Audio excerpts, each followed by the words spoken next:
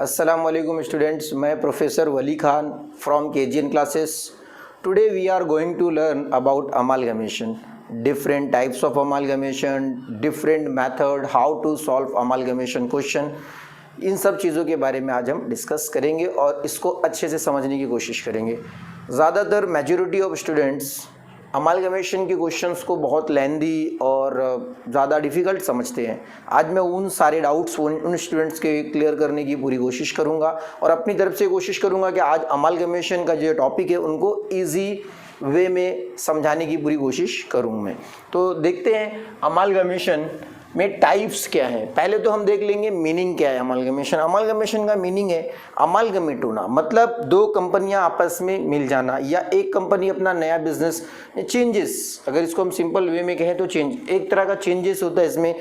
जैसे इसकी एक हमने SY BCom में already partnership form amalgamation topic हम कर चुके हैं, तो हमको एक आइडिया है कि अमालगमेशन किस तरह से दो पार्टनरशिप फॉर्म आपस में मर्ज होकर एक न्यू फॉर्म स्टार्ट करते हैं, उसी को कहते हैं अमालगमेट. दो फॉर्म, इसमें अलग अलग टाइप्स है. जैसे कि आप देख रहे होंगे बोर्ड पर टाइप्स है. Take over method. Take over method का मैं आपको एग्जांपल दे दूं तो इसका एग्जांपल है पहला टेक ओवर मेथड. जैसे A लिमिटेड एक कंपनी है, उसने दूसरी कंपनी B लिमिटेड को क्या कर लिया, टेक ओवर कर लिया. ये कंपनी पहले से ऑलरेडी रन कर रही है, इसने एक और नई कंपनी को परचेस कर लिया. जैसे एग्जांपल इसका आपको अगर मैं दूं तो रिलायंस जो इंडस्ट्री है उसका इलेक्ट्रिसिटी चलता था, जिसको अडानी ने क्या कर लिया, टेक ओवर कर लिया. अडानी लिमिटेड एक नई दूसरी कंपनी है और रिलायंस को अडानी ने टेक ओवर कर लिया. तो ये एक टाइप है टेक ओवर मेथड. दूसरा टाइप है दो कंपनियां, जैसे कंपनी A और कंपनी B दोनों वाइंड अप होकर क्लोज होकर एक नया बिजनेस फॉर्म करते हैं AB लिमिटेड. इसका एग्जांपल आपको अगर मैं दो कंपनियां मिल जाना तो मारुति सुजुकी, ये दो अलग अलग कंपनियां हैं. हीरो होंडा, ये दो अलग अलग कंपनियां. हीरो हमारी इंडिया की कंपनी, होंडा बाहर की कंपनी, दोनों मर्ज होकर इस तरह का बिजनेस करते, अमालगमेट किया, दोनों ने आपस में मर्ज हो गए. तीसरा टाइप, एक ही कंपनी अपना नाम चेंज कर लेती है. जैसे एक कंपनी है A लिमिटेड, वो अपना A लिमिटेड ना क्लोज करके वाइंड अप करके बिजनेस न्यू नेम से फॉर्म होती है B लिमिटेड. इसका एग्जांपल्स आप जो सिम कार्ड यूज़ करते हैं वोडाफोन का, इसका पहले ऑरेंज, हच, फिर वोडाफोन, इस तरीके से कंपनी अपना नाम क्या करती है, चेंज करती है. तो ये टाइप्स है. अब आपको एग्जाम में तीनों टाइप्स में से कोई भी एक टाइप का क्वेश्चन आएगा, वो आपको क्वेश्चन रीड करके अंडरस्टैंड करना है कौन से टाइप का क्वेश्चन है. तो आज हम लोग टेक ओवर मेथड पे डिस्कस करेंगे और टेक ओवर मेथड का एक फुल क्वेश्चन सॉल्व करेंगे, कैसे उसको सॉल्व करना है.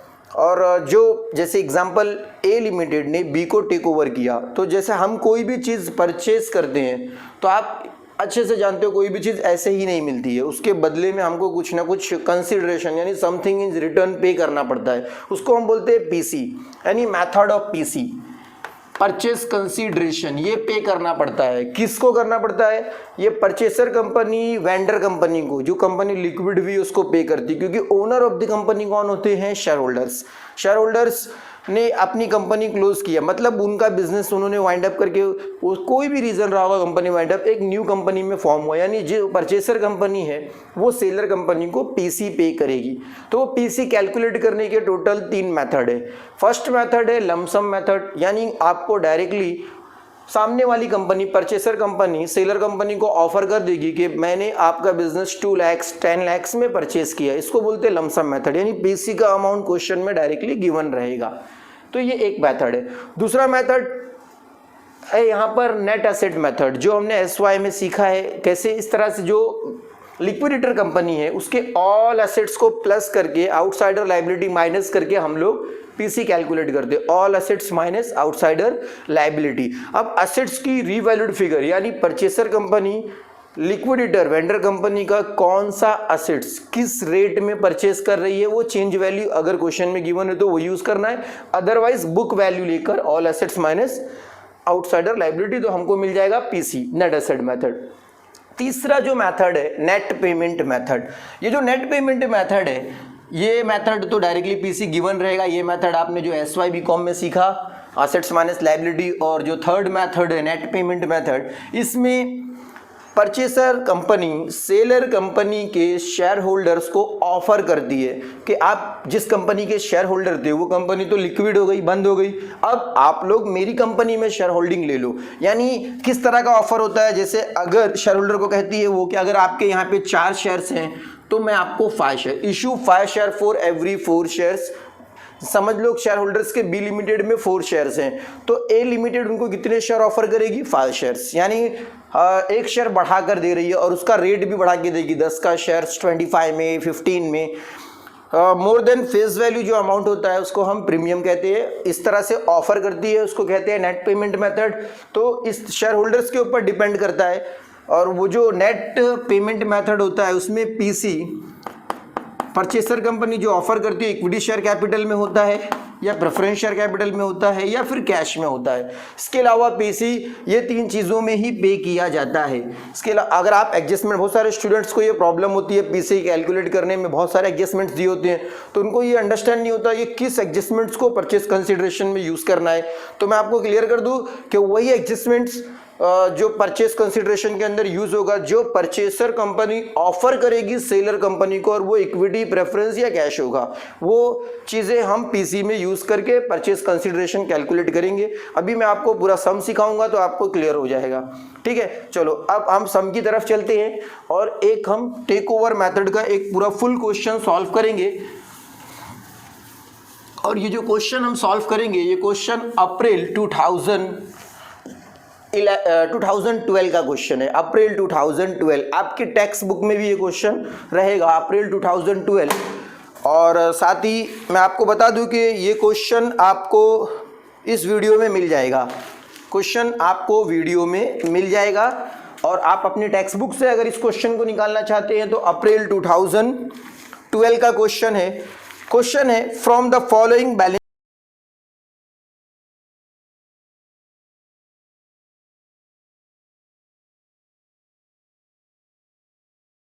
शीट ऑफ जय एंड विजय लिमिटेड। 2 कंपनियां हैं, एक जय और दूसरी विजय। और इसमें on the above date Jai limited take over the business of Vijay limited, यानी जय ने विजय को टेक ओवर किया। ये परचेसर कंपनी है और विजय की कंपनी क्या हो गई, लिक्विड हो गई। टेक ओवर मेथड कर रहे हैं, एक कंपनी दूसरी कंपनी को परचेस कर रही है, टेक ओवर कर रही है। तो क्या टर्म्स एंड कंडीशन है, on the following terms and conditions. First adjustment, all the assets and liability take over at book value except the following. और land and building 6 lakh, furniture 50,000। Jay ने विजय की कंपनी परचेज किया, जय ने ऑफर क्या किया विजय को कि तेरे जितने भी असेट्स हैं मैं सब बुक वैल्यू पे लूंगा, यानी जो वैल्यू तेरी कंपनी की बैलेंस शीट में रिकॉर्ड है एसेट साइड उस वैल्यू पे लूंगा। 2 असेट्स को छोड़कर लैंड एंड बिल्डिंग का मैं तुझे 6 लाख ऑफर करता हूं और फर्नीचर एंड फिटिंग का 50,000, यानी 2 असेट्स की कीमत ये अलग से तय कर रहा है जय और बाकी जो बुक वैल्यू है वही देगा। ये फर्स्ट एडजस्टमेंट इंडिकेट कर रहा है। दूसरा एडजस्टमेंट है statutory reserve is to be maintain for the next 3 years. ये कंपलसरी है, इसको मेंटेन करना पड़ता है। ये स्पेसिफिक रिजर्व होता है। फोर्स रिजर्व ऐसे है, 4 रिजर्व ऐसे है जिसको परचेसर कंपनी को मेंटेन करना पड़ता है। स्पेसिफिक रिजर्व मतलब कि विजय ने कुछ ऐसे रिजर्व क्रिएट करके रखे थे जो स्पेसिफिक, रिजर्व का मतलब होता है अनडिस्ट्रीब्यूटेड प्रॉफिट, प्रॉफिट का वो पार्ट जो शेयर होल्डर्स के बीच डिस्ट्रीब्यूट नहीं किया जाता है। तो उसके डिफरेंट टाइप्स होते हैं, जैसे आप भी घर में रिजर्व करते होंगे, मैरिज रिजर्व, एजुकेशन रिजर्व, यानी कोई फेस्टिवल के लिए रिजर्व, एक पर्टिकुलर अमाउंट हम साइड में निकाल कर जमा करते हैं और एक स्पेसिफिक फंक्शन के लिए, उसको एक रिजर्व कहा जाता है। तो विजय ने भी इस तरह का रिजर्व क्रिएट किया था। अब सडनली कोई ऐसी सिचुएशन आने की वजह से उसने अपनी कंपनी जय को सेल कर दिया, तो वो रिजर्व भी वो इसको हैंडओवर कर देगा और जैसे क्या कहेगा कि भाई ये रिजर्व मतलब पैसे, तो वो जय यूज करेगा और इन फ्यूचर जिसका रिजर्व था अगर वो सामने वाली पार्टी आकर वो रिजर्व की डिमांड करेगी तो वो उसको पे कर देगा। मींस जय के लिए वो रिजर्व असेट्स भी है और लायबिलिटी भी है। जब तक पार्टी नहीं आती वो असेट्स है, ऐसा असेट्स वो कैश यूटिलाइज करेगा, अपने बिजनेस के लिए यूज कर सकता है और जब फ्यूचर में वो सामने वाला बंदा आ जाएगा जिसका रिजर्व है तो उसको पे कर देगा। तो वो मेंटेन करना इसकी जनरल एंट्री होती है। अब मैं आपको एक और चीज बता दूं कि जो एडजस्टमेंट्स है इसमें, पहले मैं आपको पीसी निकाल कर बताऊंगा और मैं बता दूं कि टोटल इसमें, जैसे कि ये जय परचेसर है, क्वेश्चन में थोड़ा सा क्वेश्चन मतलब ये जो अमालगमेशन का क्वेश्चन है थोड़ा बड़ा है लेकिन इजी है अगर आप इसको समझने की कोशिश करेंगे तो। जैसे ये सेलर है, ठीक है, तो आपका एक माइंड सेट होना चाहिए किसकी बुक में, लास्ट में क्वेश्चन में देखिएगा तो यहाँ पर बोला you are required to purchase calculate purchase consideration prepare balance sheet of Jai limited after amalgamation. यानी परचेसर की बुक का आपको पूछता है तो पीसी कंपलसरी है, चाहे क्वेश्चन में आपका परचेसर पूछे या सेलर पूछे, पीसी निकालना आपको कंपलसरी है। परचेसर की बुक में दूसरा क्या बनता है, जर्नल एंट्री, जो हम इस क्वेश्चन में सॉल्व करेंगे। हम परचेसर की बुक प्रिपेयर कर रहे हैं। और तीसरा बैलेंस शीट। अगर आपको क्वेश्चन में एग्जाम में परचेसर की बुक पूछा है तो ये तीन चीजें आपको बनानी पड़ती है, परचेस कंसिडरेशन, जर्नल एंट्री और बैलेंस शीट। और सेलर में परचेस कंसिडरेशन, जर्नल एंट्री और इसमें बनता है लेजर। इसमें बैलेंस शीट नहीं बनता क्योंकि ये कंपनी क्या हो गई, लिक्विड हो गई, इसने अपनी कंपनी को दूसरी कंपनी को सेल कर दिया, ठीक है। तो हम लोग देखते हैं परचेस कंसिडरेशन कैसे बनेगा और जर्नल एंट्री कैसे बनेगा। ये सारी बुक जो हम प्रिपेयर कर रहे हैं, ये क्वेश्चन ये परचेसर का, ये in the books of Jai limited. तो हम देखते हैं किस तरह से स्टेटमेंट ऑफ पीसी बनता है।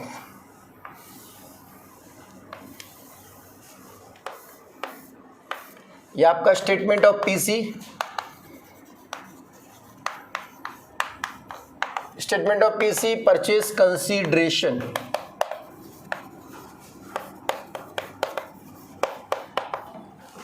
अगर आप ये क्वेश्चन सॉल्व करने बैठेंगे तो आप अपनी टेक्स्ट बुक लेकर बैठिए, अप्रैल 2012 का क्वेश्चन जय एंड विजय का सामने रखेंगे तो समझने में ज़्यादा इजी पड़ेगा आपको। और ये वीडियो में भी आपको ये क्वेश्चन मिल जाएगा। तो जितने भी अकाउंट्स के क्वेश्चंस होते हैं, अगर क्वेश्चन हमारे सामने रहे तो अंडरस्टैंडिंग करने में ज़्यादा इजी होता है। अब जर्नल एंट्री देखेंगे हम।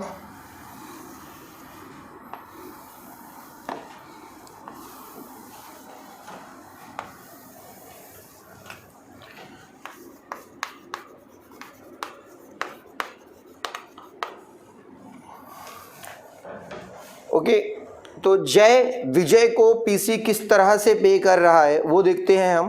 Purchase consideration is settle, adjustment number D में purchase consideration is settle issuing 60,000 equity shares Jay limited 10 each at 15 ई, मतलब 10 रुपये का शेयर 15 में इशू कर रहा है जय विजय को, ठीक है। तो इसको ये पीसी का नेट पेमेंट मेथड है, यानी परचेसर ने सेलर को ऑफर किया शेयर्स अपनी कंपनी में, share holding, equity shares capital,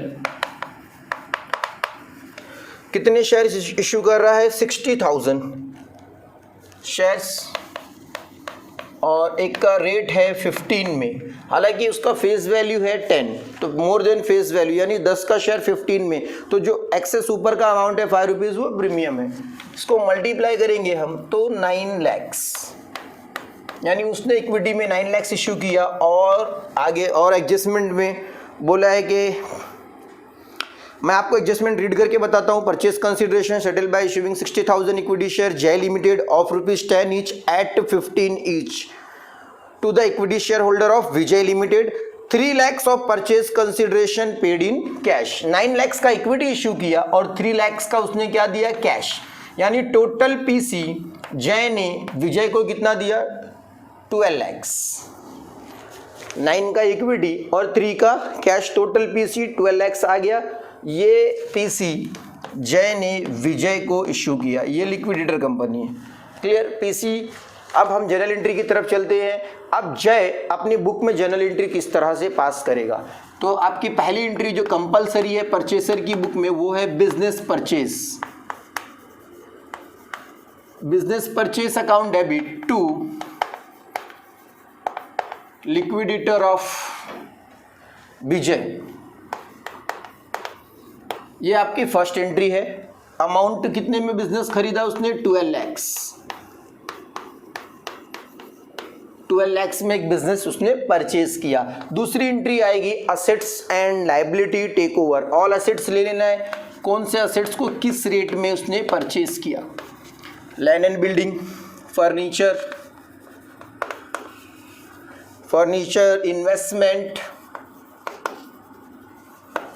investment, stock debtor, sundry receivable means debtor, cash balance, cash and cash balance total. एक लाइन यहाँ पर छोड़ना है इस तरह से एंट्री पास करते वक्त। फिर यहाँ business purchase to outsider liability. Outsider liability में सिर्फ क्रेडिटर है, इसमें सन्ड्री पेबल, इसको हम क्रेडिटर्स कहते हैं। ठीक, लैंड एंड बिल्डिंग का रीवैल्यूड फिगर 6 लाख क्वेश्चन में गिवन है, और फर्नीचर फिटिंग 50,000। ये दो रीवैल्यूड फिगर एडजस्टमेंट में गिवन है, बाकी का बुक वैल्यू लेना है, एडजस्टमेंट में कोई इन्फॉर्मेशन नहीं है। विजय का लेना है, विजय के पास इन्वेस्टमेंट नहीं है, इन्वेस्टमेंट की कोई वैल्यू नहीं है। स्टॉक, उसके पास स्टॉक है 40,000 का स्टॉक है, स्टॉक 40। सन्ड्री रिसीवेबल 1,10,000 का है डेटर, और कैश 90,000 का। यहाँ पर बिजनेस परचेज 12 लाख और सन्ड्री पेबल 90,000। ये second entry assets and liability take over की है। अब इसमें हमको चेक करना है, यहाँ एक लाइन हमने इसलिए छोड़ा, अगर क्रेडिट का टोटल ज़्यादा होगा तो गुडविल मिलेगा, और डेबिट का टोटल ज़्यादा होगा तो कैपिटल रिजर्व आएगा। तो क्रेडिट का टोटल है 12,90,000, और हम डेबिट का टोटल करते हैं 650 + 40 + 1,10,000 + 90,000। डेबिट का टोटल है 890 माइनस 1290, तो आपको 4 लाख का गुडविल आ जाएगा। बैलेंसिंग फिगर डेबिट साइड आया, यानी क्रेडिट का टोटल ज़्यादा है, तो गुडविल आपका इस क्वेश्चन में 4 लाख का गुडविल आ गया। ये बहुत इंपॉर्टेंट एंट्री है, entry number 2। First entry business purchase, दूसरी एंट्री आपकी है assets and liability take over. और अब आपने उसका बिजनेस खरीद लिया, उसकी प्रॉपर्टी ले लिया, तो उसको आपको क्या देना पड़ेगा? पीसी डिस्चार्ज करना पड़ेगा पैसा। लिक्विडेटर ऑफ विजय को उसका अमाउंट पे कर देना है। लिक्विडेटर ऑफ विजय 2, हम लोग किस तरह से उसको पेमेंट कर रहे हैं, तो पीसी देने का मेथड हमारा क्या, इक्विटी शेयर कैपिटल में पीसी दे रहे हैं हम उसको, equity share capital to share premium यहाँ पे स्प्लिट कर देना है, to cash and bank 12 lakh. किस तरह से हम उसको डिस्चार्ज कर रहे हैं, तो हम 60,000 इक्विटी शेयर्स दे रहे हैं उसको, जो 15 में दे रहे हैं, जिसका फेस वैल्यू है 10 और 5 रुपीज़ प्रीमियम का है। तो 60,000 × 10 6 लाख इक्विटी में आएगा, और 3 लाख प्रीमियम में, और 3 लाख कैश। इस तरीके से हमने 12 लाख डिस्चार्ज कर दिया, यानी जय ने विजय को डिस्चार्ज कर दिया। ठीक, entry number 4 amalgamation adjustment account debit to.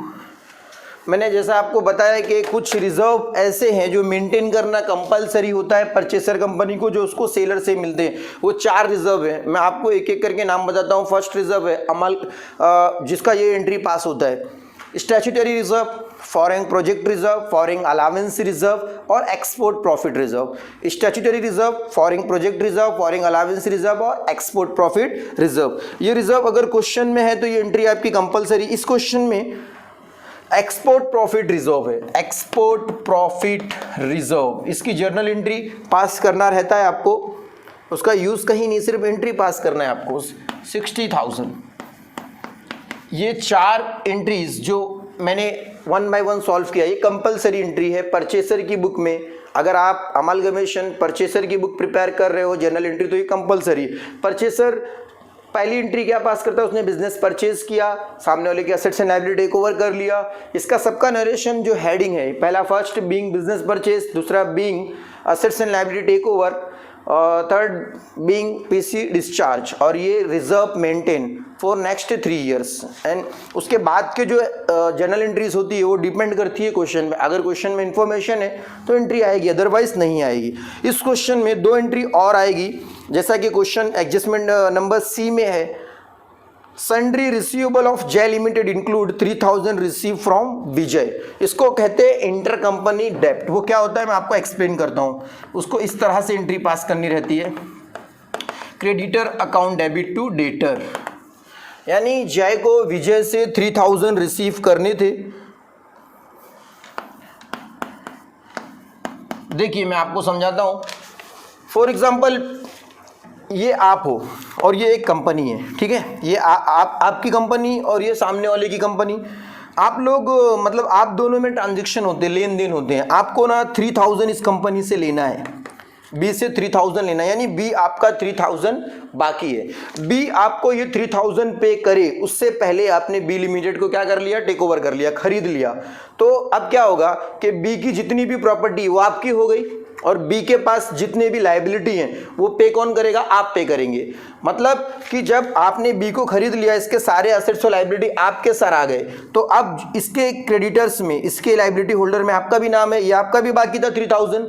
तो अब दोनों कंपनी तो आपकी हो गई कि आपने इसको टेक ओवर कर लिया, तो आप खुद को पेमेंट नहीं कर सकते हो, तो उसके लिए उसको कहते हैं इंटर कंपनी डेब्ट, वो कैंसिल करना है। इसमें भी वही था, जय को विजय से 3000 लेने थे, अब जय ने विजय को ही टेक ओवर कर लिया, तो अब जय खुद से कैसे पैसे ले सकता है, इसीलिए उसको कैंसिल करना है।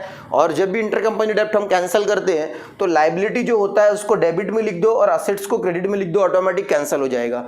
इंटर कंपनी डेब्ट 3 टाइप्स के होते हैं, creditor to debtor, bills payable to bill receivable, loan taken to loan given, 3 types होते हैं। इसमें एक था, ये एंट्री आ गई। एक और इंपॉर्टेंट एडजस्टमेंट है इसमें, adjustment number E, stock of Vijay limited include goods of sales price 5000 sold by Jay limited to Vijay limited at profit 25% on cost. क्या मतलब है, जय ने विजय को 5000 रुपए का गुड्स भेजा, उसमें अपना प्रॉफिट रखा था 25%, यानी 100% गुड्स का वैल्यू। गुड्स का वैल्यू कितना होता है, 100% प्लस 25% प्रॉफिट, यानी 125% में भेजा था। किसने, जय ने विजय को। विजय गुड्स सेल करता कस्टमर को, जय को पेमेंट करता, उससे पहले जय ने विजय की कंपनी क्या कर लिया, टेक ओवर कर लिया। तो अब हुआ क्या कि इसका भेजा हुआ गुड्स वापस इसके पास आ गया। तो वो गुड्स जब इसने भेजा था तो प्रॉफिट लगा के भेजा था, तो वापस वो गुड्स आ गया। ये कंपनी की नज़र में गुड्स की वैल्यू 5000 है, बट जय को पता है ना उसकी एक्चुअल वैल्यू क्या है, उसने तो प्रॉफिट लगा के भेजा था, तो वो प्रॉफिट कैंसिल करेगा। यानी उसका कॉस्ट क्या था, क्रॉस मल्टीप्लाई करके हम कॉस्ट निकालेंगे। हम जब क्रॉस मल्टीप्लाई करेंगे तो 4000 आएगा, यानी 1000 का प्रॉफिट। ये 1000 का प्रॉफिट किसने लगाया था, जय ने, जब विजय को उसने सेल किया था। तो ये 1000 का प्रॉफिट वो कैंसिल कर देगा। आप देखे होंगे कि मार्केट में नॉर्मली आपके पापा बिजनेस करते होंगे, तो इस तरह का होता है कि जब हम किसी से माल परचेस करते हैं उसको बोलते हैं कि देख भाई जैसे ही गुड्स बिक जाएगा मैं तेरे को पेमेंट कर दूंगा, यानी 1 इंस्टॉलमेंट क्रेडिट चलता है। तो सेम यहाँ पर भी वही, जब जय ने गुड्स को, विजय को गुड्स सेल किया था तो गुड्स की रियल कीमत थी 4000, जय ने 1000 अपना प्रॉफिट रखा, 5000 में बेचा था। विजय का गुड्स बिकता, विजय इसको पेमेंट करता, उससे पहले ही जय ने विजय की पूरी कंपनी खरीद लिया, यानी इसका स्टॉक वापस इसके पास ही आ गया। तो उसमें का जो 1000 उसने ऊपर का प्रॉफिट रखा था वो कैंसिल करना पड़ता है। उसकी एंट्री होती है प्रॉफिट कैंसिलेशन की, goodwill account debit to stock, ये एंट्री होती है, goodwill account debit to stock 1000। ये पीसी और जर्नल एंट्री परचेसर का। अब हम बैलेंस शीट देखते हैं फटाफट। बैलेंस शीट में किस तरह से मतलब ये तीनों बुक कौन प्रिपेयर कर रहा है, परचेसर। पहले उसने पीसी बनाया, देन जर्नल एंट्री, अब बैलेंस शीट। पहले वो एक कंपनी थी, अब 2 हो गई है, मतलब दोनों उसने एक, जैसे कि पहले वो अकेला था, अब उसने एक और कंपनी खरीद लिया, यानी दोनों मर्ज हो गया। फॉर एग्जांपल जैसे मैं हूँ, मैं कोचिंग क्लासेस है, मैं कोचिंग क्लासेस चलाता हूँ, कोचिंग क्लासेस पढ़ाता हूँ। मैंने एक कोचिंग क्लासेस को परचेज़ किया, तो मेरे पास जो एसेट्स है, जैसे मेरे पास एक ब्लैक बोर्ड है, मैंने सामने वाले से एक और ब्लैक बोर्ड खरीदा, कितने हो गए, 2। डस्टर मेरे पास एक है, मेरे को वहाँ से 2 डस्टर मिले, कितने हो गए, 3।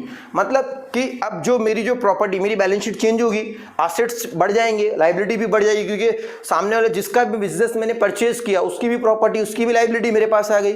तो आपको बैलेंस शीट बनाते वक्त क्या करना है, जो परचेसर कंपनी है उसके पास जो प्रॉपर्टी है वो तो है, प्लस उसको सेलर से जो मिला, दोनों को प्लस करके लेना है। यानी परचेसर का जो भी प्रॉपर्टी है आपको क्वेश्चन में देख के लेना है और सेलर का जर्नल एंट्री से देखकर ऐड करके लेना है। तो पहला स्टार्ट करते हैं हम लोग, balance sheet, equity and liability, share holder fund, share capital.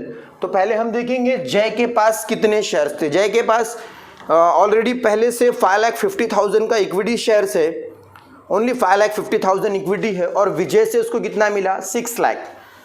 ये देखो यहाँ पर इक्विटी शेयर्स 550 और प्लस 6 कितना हो गया, 1150, यहाँ पर आ जाएगा शेयर कैपिटल में। ठीक, उसके बाद रिजर्व एंड सरप्लस। हमेशा आपको पहले जय का बुक क्वेश्चन से देखना है और फिर उसके बाद विजय का जर्नल एंट्री से देखना है और दोनों को ऐड करके लिखना है। उसके बाद रिजर्व एंड सरप्लस जय के पास टोटल 4 रिजर्व है। एक है 40,000 का जर्नल रिजर्व, 40,000 का जर्नल रिजर्व है, 55,000 का प्रॉफिट एंड लॉस है, 90,000 का एक्सपोर्ट प्रॉफिट है और 75,000 का रिवैल्यूएशन रिजर्व है। यानी उसके पास ऑलरेडी 2,60,000 का रिजर्व है। किसके पास? जय के पास। अब विजय से उसको कौन से रिजर्व मिले? तो आप देखेंगे फर्स्ट एंट्री में कोई रिजर्व नहीं है, सेकेंड एंट्री में भी कोई रिजर्व नहीं है, थर्ड एंट्री में शेयर प्रीमियम रिजर्व है 3 लाख, टोटल 560 का रिजर्व हो गया। हम 560 का रिजर्व वहां पर शो कर देंगे, 560 रिजर्व एंड सरप्लस में। ठीक है, उसके बाद नॉन करंट लाइबिलिटी पहले हम जय का चेक करेंगे। जय के पास कौन सी लाइबिलिटी है? नॉन करंट में कोई लाइबिलिटी नहीं है। नॉन करंट लाइबिलिटी में वो लाइबिलिटी आती है जो मोर देन 1 ईयर के लिए हमारे ऊपर कर्जा होता है। जो शॉर्ट टर्म 1 ईयर में पे करना होता है उसको करंट लाइबिलिटी कहते हैं। कोई भी लाइबिलिटी नहीं। करंट लाइबिलिटी में ट्रेड पेबल, तो पहले जय के पास ट्रेड पेबल 1,10,000 की लाइबिलिटी है जय के ऊपर और विजय से उसको कितना क्रेडिटर मिला? 90,000 प्लस 90, 2 लाख हो गया टोटल। और जिसमें से कैंसिल कितना हुआ? इंटर कंपनी डेब्ट 3,000, यानी उसको माइनस करके 197 आएगा। पहले तो हमको जय का लेना है फिर विजय का लेना है, दोनों को प्लस करके जो इंटर कंपनी डेब्ट कैंसिल हुआ उसको माइनस करके बैलेंस लिख देना है। ठीक है, और कोई लाइबिलिटी नहीं है। तो यहाँ पर हमारा 1 पार्ट हो गया। यहाँ पर असेट साइड का इसको टैली करेंगे हम। 1150 प्लस 5,60,000 प्लस 197, यानी टोटल ये हमारी बैलेंस शीट